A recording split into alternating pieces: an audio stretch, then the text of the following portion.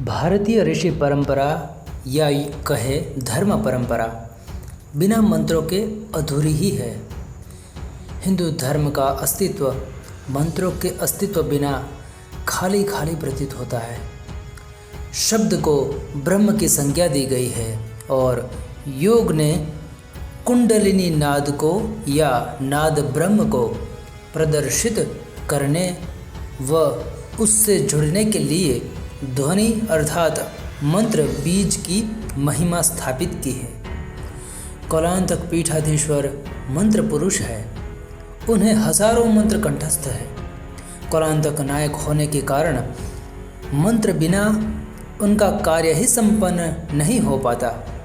शायद इसी कारण मंत्र विद्या सीखने के लिए पांच गुरुओं के शरण में रहकर महायोगी जी को अभ्यास करना पड़ा। महायोगी शाबर मंत्र, वैदिक मंत्र, तांत्रोक्त मंत्र, बीज मंत्र आदि में तो निपुण है ही, विद्या मंत्रों के विशेष जानकार है। हादि कादि मधु मातंगी पर अपर लौकिक अलौकिक मंत्रों के विशेषज्ञ है। कई मंत्रों के पुरस्चरण सिद्ध कर चुके महायोगी मंत्रों में गहरी पैठ रखते हैं। मंत्रों का संसार बड़ा ही रहस्यमय होता है। महायोगी जी को पर्वतों पर रहने वाली योगिनी शक्तियों को प्रसन्न करने हेतु मंत्र जप करते हुए कई बार देखा गया है।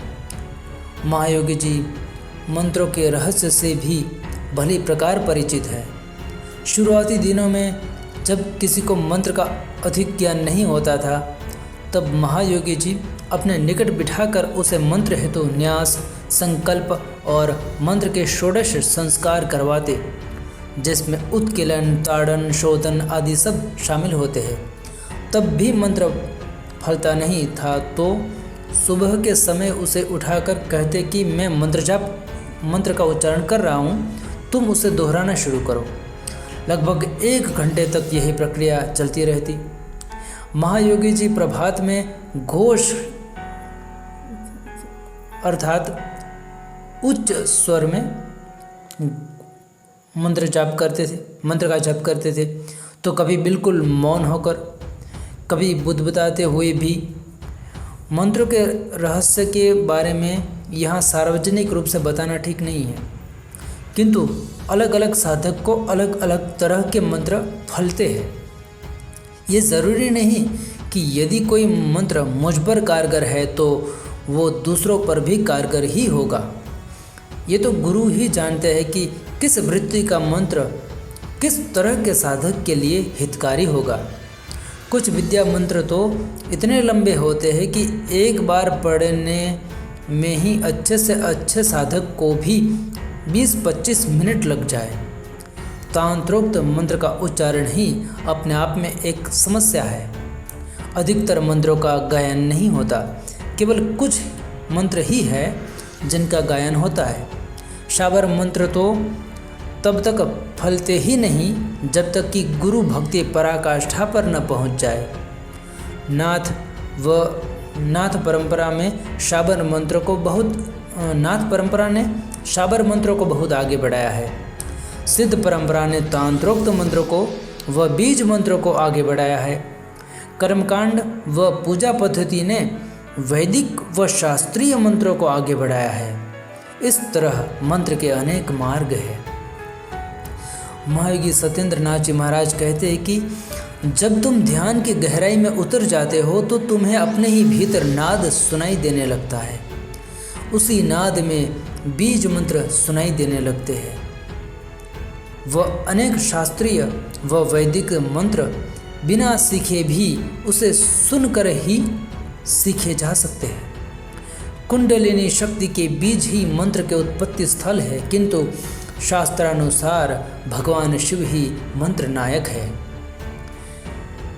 यदि आप मंत्र साधक है तो ये आपका सौभाग्य ही होगा कि आप महायोगी जी से मिलकर मंत्र ग्रहण कर सके। महायोगी जी के सानिध्य में कुछ समय अवश्य व्यतीत करना चाहिए। महायोगी जी को आप हिमालयों पर, वनों में, पानी के भीतर, वृक्ष पर, कंदराओं में, मंदिर में, नदी तट पर व एकांत में मंत्र साधना करते देख सकते हैं। समाधि अभ्यास को छोड़कर वो लगभग सभी स्थितियों में मंत्र का उपयोग करते ही है। मंत्र का मन अर्थात भाव से बड़ा ही गहरा संबंध है। जितना समर्पण आप मंत्रों को देते हैं उतना ही फल आप प्राप्त कर पाते हैं। किंतु मंत्र को मुक्ति का सबसे छोटा और सरल उपाय बताया गया है, क्योंकि आम से आम व्यक्ति भी मंत्र का जप कर सकता है। इस पृथ्वी पर ही नहीं अपितु संपूर्ण सृष्टि में ऐसा कोई नहीं है जो नष्ट न हो।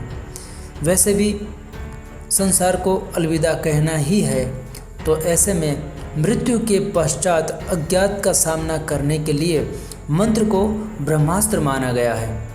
गृहस्थ जीवन में भी भजन और मंत्र सबसे सुगम उपाय है।